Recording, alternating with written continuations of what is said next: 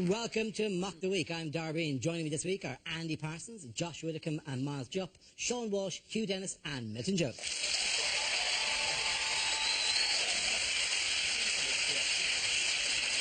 We start with a game called Picture of the Week. I show the panel a topical image and ask them to tell me what's happening. So, teens, what's going on here? Has the recession hit the Village People Tribute Act? Did you say, and in this week's Grand Designs, I've entombed Kevin MacLeod behind this wall. Is it the worst profile on uniformdating.com? Yeah. Has Miley Cyrus just nicked his sledgehammer? Has he, in fact, has he just bricked over the door that leads to Nick Clegg's office? Is the caption, under me, Britain faces its biggest problem, and it's the hat speaking? You're just going, no, I don't know when it's going to be finished. I normally work in the car park. He does have that unmistakable NCP look about him. Yeah. Is it the Downing Street Fives Court extension? What is Fives? What is Fives? It's squash with your hand. Oh, God, I've given myself away there. Can we have the answer? Why this week? Why? Sorry. Is he playing Scissor Stone Udder?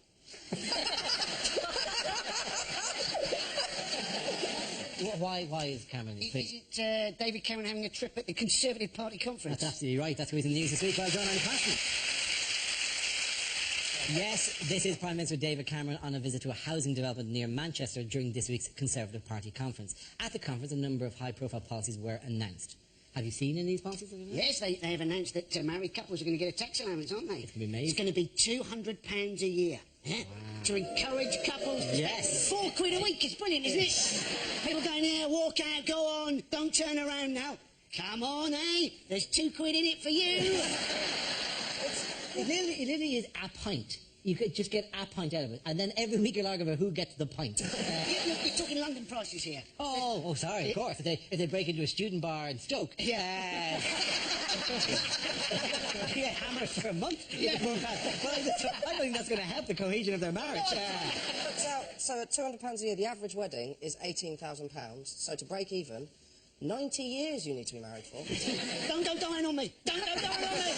I need another 23 years out of you. Come on. We're not married, Andy. No. That was like the weirdest romantic movie ever. Don't you die on me. Don't you die on me, Josh Widdicombe. Don't I feel the gooseberry? Who's going to be, what decision would you make differently because it's £200 a year? Well, my accountant advised me to become a Mormon. Your accountant actually is a Mormon. He just hands out those leaflets all the time. That was a completely unrelated anecdote. It is weird because it's social policy, social engineering by dangling money in front of people. He hasn't dangled it in front of people, he's waved it in front of people and said, if you like it, then you should have put a ring on it. That's what he's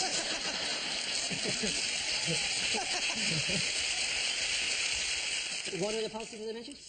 There's a policy for the unemployed, which is it's a great policy. What happens is if you can't find a job, you've got to clean up litter or feed old people, which is kind of offensive to old people that they've said they're the worst two jobs. What you would need to do actually is get one half of the job list to pick up litter and the other half of the job list to drop the litter. And that way, you've got twice as many people busy and you're not robbing anyone of employment. There is a big issue about the employment of wombles after this. They'll all come over from Bulgaria anyway.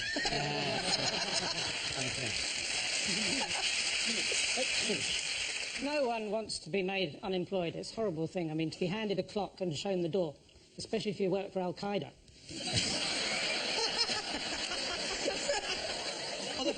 That the long-term unemployed would pick up litter, and that also that they would. How often do they have to go to the job centre? Well, every day. Every single day. And I think if you're going to go to the job centre every day, you might as well give them a job in the job centre. And the Help to Buy schemes. Help to Buy scheme. I'm in favour of home loans, but I think it was a bit formulaic by Home Loans 3.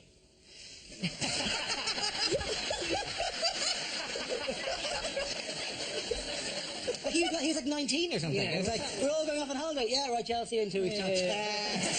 The problem is I don't think most people understand all this stuff. I think if you want to appeal to people, it needs to be more simple. Like, I'd probably pay a bit more attention if one of the policies was all fire alarms just start off by going psst, Your toast is just a bit burnt. And then I go, right, this guy knows what he's talking about. Or if the government made plug sockets higher, so you didn't have to bend over as much. Yorkshire puddings with every meal, yes, Graham. This stuff, I just get confused. Too many numbers, too many people, I don't know what's going on. I look for some you, because you... I thought this was Buzzcocks.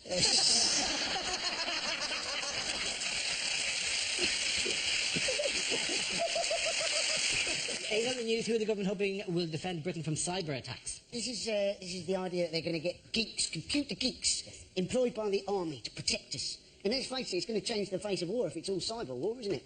You know, people instead of going, I fought in World War II, Battle of Dunkirk, it'll be more like I fought in World War III, level 5.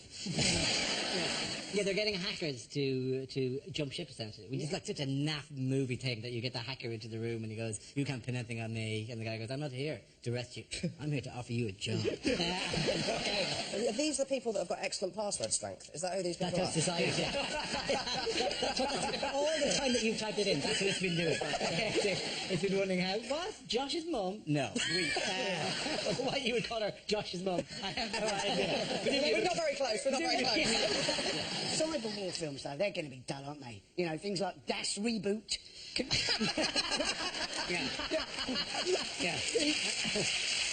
The Great Alt-Delete Escape. That's not going to be a corker, is it, that one? Saving as Private Ryan? Whenever in Platoon, no! There's still coffee on my laptop! You just got to do the most difficult things on a computer to win it. So it's like unsubscribing from LinkedIn. And finding the hashtag key on an Apple keyboard without having to copy it from Google, which is what I have to do every time. My name has a line over the O. My proper name, I professionally have had to dump it because I can't find it on my keyboard. I have to abuse my Irish heritage. I can't. It's somewhere. It's that and that and that. And then that and that. That's good. I'll change my name. It's easier. They're meant to slow down our enemy's capacity for cyber warfare. Yes. Yeah, but simple. Put China on BT broadband.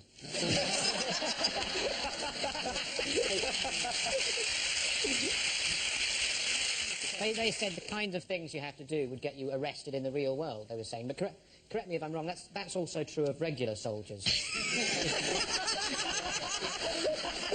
You know, I'm thinking specifically of shooting and so forth. Ordinary policemen know nothing about computers. I don't know if you've been down to PC World.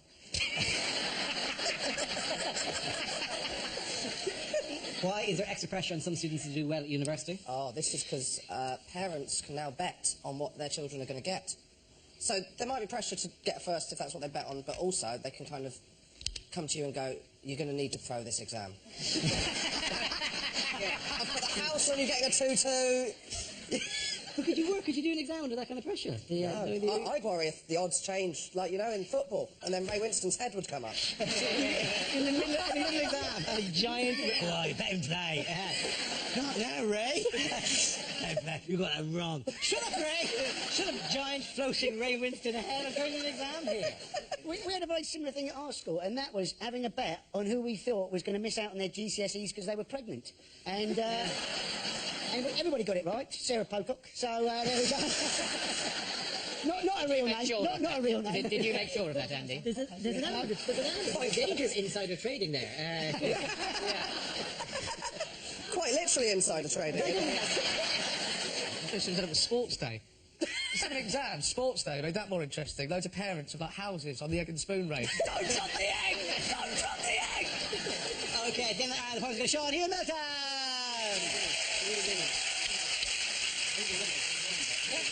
Now we play a round called Can You Smell What the Muck is Cooking?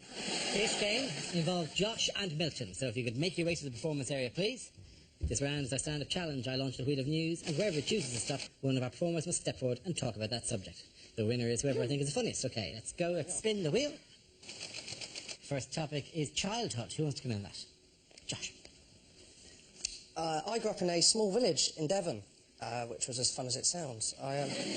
Very little happened. To give you an idea, the most exciting thing that happened in my village was when I was 7, for a brief period, there was a bull in a field. And I was terrified of this bull. I used to walk past him. My dad would go, oh, don't worry about that. He's more scared of you than you are of him. I used to think, no, he isn't, mate. Bonfire night was the worst, though, because the build-up to bonfire night was just warnings about the way it was going to go wrong. They go, oh, bonfire night's coming up. You're either going to get burnt with a sparkler or hit with a firework. My favourite was on Blue Peter every year. They'd have the same warning that applied to no one in Britain. Every year they go, oh, bonfire night's coming up, and if you do own a pet tortoise... Well, they go, if you do own a pet tortoise and it's hibernating in a box, do be careful to not absent-mindedly throw that box onto the fire. I don't know how unlikely that scenario is. So I know no one who owns a pet tortoise. Secondly, how unruly is your bonfire night? You go, yeah, just chuck everything on, yeah. Yeah, Guy Fawkes with their shit, show him what I think of him. Go into my houses, get my boxes, don't look in them, throw them on the fire. I don't care that the contents is snoring, throw it on, I told you. 2 months later, you walk around your house going, where the hell is Sheldon? The warnings there were wrong. The warning on sparklers, it'll burn your hands. That happened to no one. The warning on sparklers should be, if you're planning using a sparkler, do be aware you will do the same 3 shapes you did every other year. Zigzags, circles. Go on then, I'll write my own name. That is it every year. We used to have those home fireworks displays where they'd be terrifying. Most people were interested in health and safety. My dad didn't bother with that. He'd just go, well, you know, we've got 6 fireworks, the cat's got 9 lives, we're going to be fine. We're firing off fireworks towards the village like we declared war, and then the whole thing would climax with a Catherine wheel nailed to a gate failing to go off. My dad creeping up on it, us going, Dad, you're not meant to go back to a lit firework. Him going, don't worry about that, it's more scared of me than I am of it, it'll be fine. Thank you very much, Dr. Whittaker. OK, so Milton is left. Let's see what topic he has. Let's spin the wheel. Now the topic is travel. Where you go? Strange things do happen. Once, I saw a little green man, and I walked towards him, and he just disappeared, and then I got run over.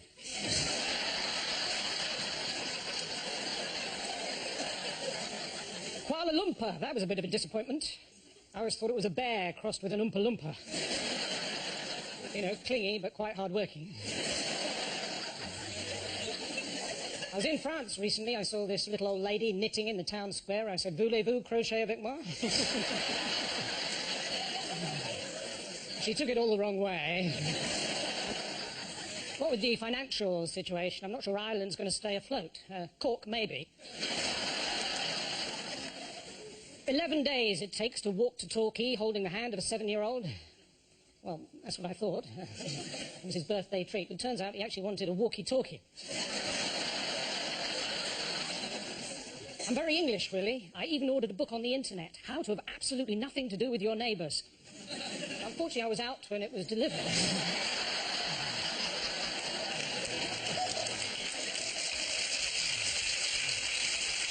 Well done. Thank you very much. Points there. Go to Milton. Come on back. Our next round is called, if this is the answer, what is the question? On the board are 6 categories. Sean, which category would you like?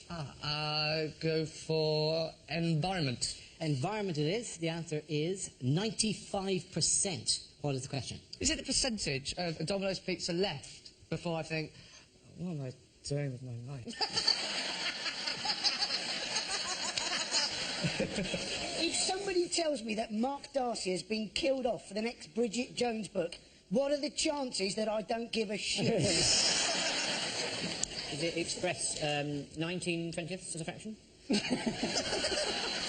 That's not a fraction. Oh, the other way around. No. How much of Peter Crouch is limbs? Is it what proportion of accidents in hand grenade shops are caused by assistants saying, can I have your pin, please? What percentage of Hawaii's income is made by Milton buying shirts?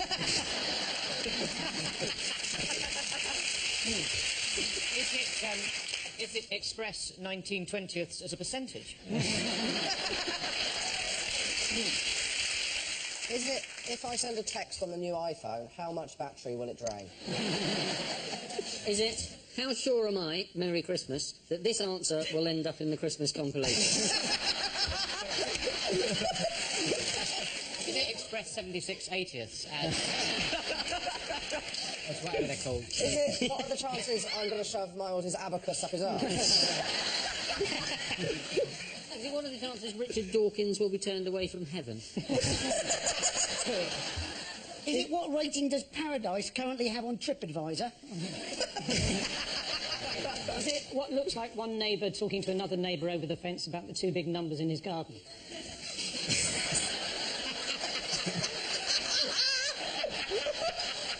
Yeah, and that's it. Move you towards, possibly can, towards the correct answer. Is it what are the chances that humans created climate change? That's absolutely right. Very, very good. Thank you very much. Well done. Very enjoyable.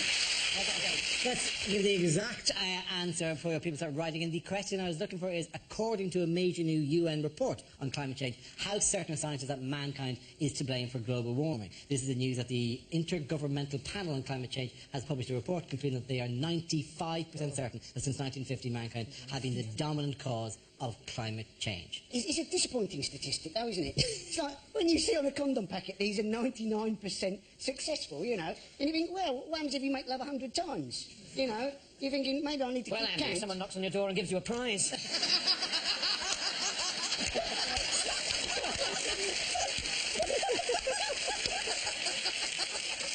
you trying to say that I'm still in the 90s? It's merely gossip, I'm sure. Yes, but there's obviously people who won't. It doesn't matter how many reports. They say sea levels are going to rise, but that's very difficult to check. Because they're constantly kind of doing that. Yeah, but the ground isn't, Josh. You No, notice that? It's a fairly easy kind of, like, if you look at the edge of like a harbour, there's like a wall that gets wet and then dries and then gets wet again. That's... Yeah, but they're up and down, Dar. They're going up and down all the time. But they can just measure the highest bit and wait a while and see if it gets higher the next day. That's why you're a scientist. They're all worried about sea level rising, aren't they? Because Yes, apparently East Anglia, if it goes more than about 2 metres, the whole thing is going to go underwater. And currently in East Anglia, they're complaining about all these wind turbines that are going to spoil the view. You're thinking, not as much as 2 billion gallons of seawater. They'll be grateful for the wind turbines, won't they? Because they'll be one of the few things above sea level that they can bloody cling on to. I want the wind turbine! I didn't think it fan through! What's the other 5% that might be to blame? No. There is still a 5% chance that it would be. It's not like just- squirrels or something. No, it isn't. That other animals have been farting out the CO2. I was just going to ask Miles what the chances are of it not being called. As a fraction. As a fraction, yeah. As a yes. fraction. What would that be? Oh, you're looking at, 7/20ths or something like that?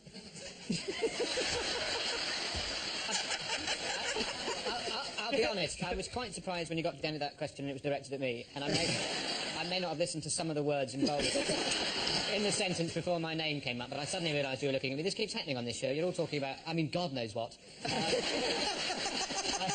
I look up at my dear colleagues who are expecting me to join in. Have you put that on yourself to throw mock the week? So what plans are there to possibly counteract this? If this is the case, what are the plans to counteract A cooling off period. Well, would you tell everyone just to calm down for a while? Yeah. In my experience, these things sort themselves out. And the mirror, have you seen the mirror in space? A mirror in space? You build a mirror in space that would deflect sunlight, because the sun is the thing which is constantly going to keep overheating it, so you deflect the sunlight away. Will it face us as well? Will it be double-sided? What, will you be able to look at yourself in the space mirror? Yeah, you'll be going out and you're going to the Herald, right?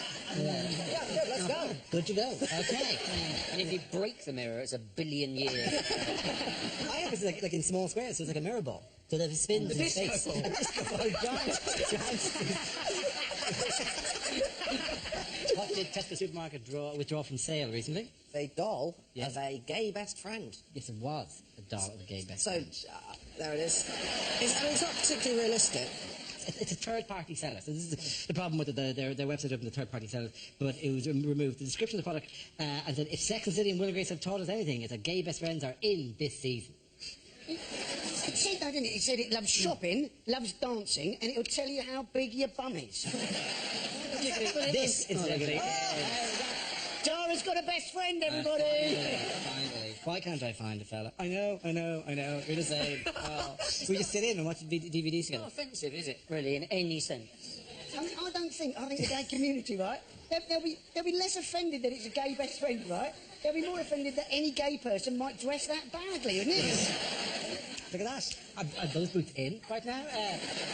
think you ought to look at the hair on the back of his head. Yeah. That is the weirdest thing. It's his hairy ears I'm particularly impressed by. Yeah. I have never known the case. I mean, these are people who like wax, back, sack, crack, the whole thing, right? Got ears. The ears. Yeah. The ears? I didn't know there was a thing in the gay community. While we're drawing attention to things that are not realistic about it, I think it's too small. That's... And please, don't use my head as a sense of scale. That can be confusing. At the moment, the gay best friend thinks that Ray Winston's going to give him some odds. Let him play. Ray, man. Odds will change all the time. So did you manage to buy one before it was removed from sale? Is that how Yes, I bought one, then complained, so no one else can have it. This is my best friend, and not your best. What's that? I know. Such a bitch. I think if you had a UKIP supporter drowning, chuck that at him. This will save you. It's Kevin. No, I don't know what to do. I'm confused. Okay. At the end of that round, the points go to Miles, Josh and Andy. Now we come to scenes we'd like to see. So if everyone can make their way over to the performance area, please. I'll read out this week's topics and then we'll see what our panelists can come up with. Okay, here we go. The first subject is unlikely small lads. Do you want a larger penis? Beach volleyball tonight on BBC One. For sale, 400 jars of mayonnaise would suit the sort of person who's not that fussed by best before end dates. For sale, 1 pack of polos, unopened. Mint condition.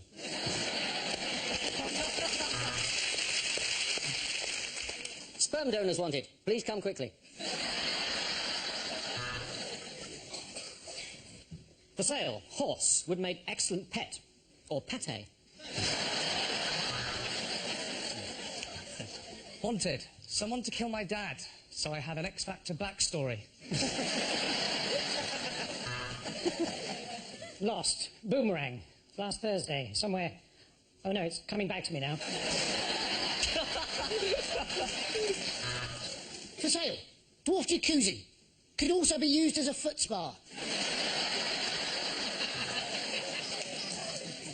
For vasectomies, liposuction and all small cosmetic operations, call Phil, the overambitious tree surgeon.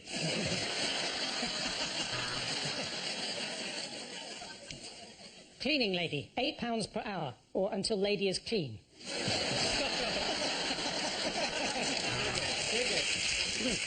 Wanted. Special lessons. Do you want your house to smell nice and spice up your sex life? Then why not try Glade butt plugins?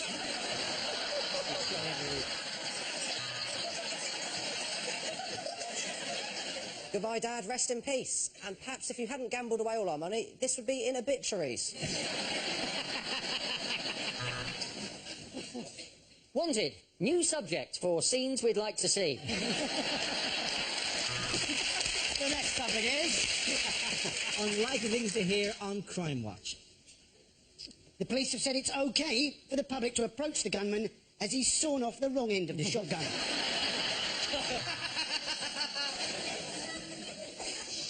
Hopkins has committed various food hygiene offences and there is now a bounty on his head. And now a case of Grand Theft Auto. Someone has stolen the case of my Grand Theft Auto. The victim was marched to the cash point and made to take out £300. That's the last time he forgets his wife's birthday.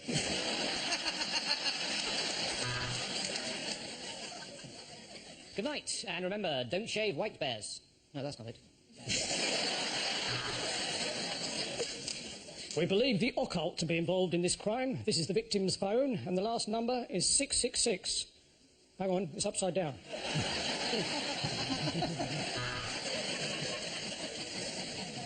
Were you... Wait... Oh, fuck that. Were you at Yates... Oh, my God, that's a different... Yes. Go back in.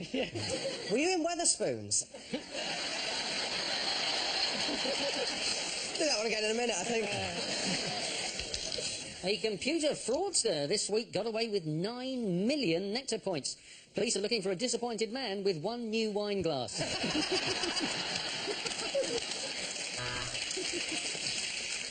Well, that's all we've got time for on Crime Watch. We've talked about some serious things, but don't forget, don't have...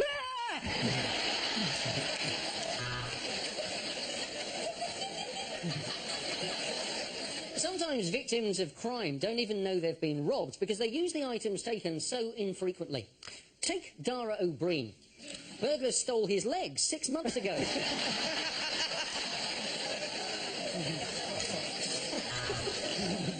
Were you at Yates's Wine Lodge? Unbelievable. Genuinely unbelievable. Were you at Yates's Wine Lodge? I can't bloody believe it! I can't believe my bloody eyes! More info on that post office robbery. They charged me £4.50 to send a parcel second class. No. This afternoon, £10,000 worth of cocaine was stolen. Can whoever took it put it back in my dressing? Yeah, no, I don't know who took it. No, I don't.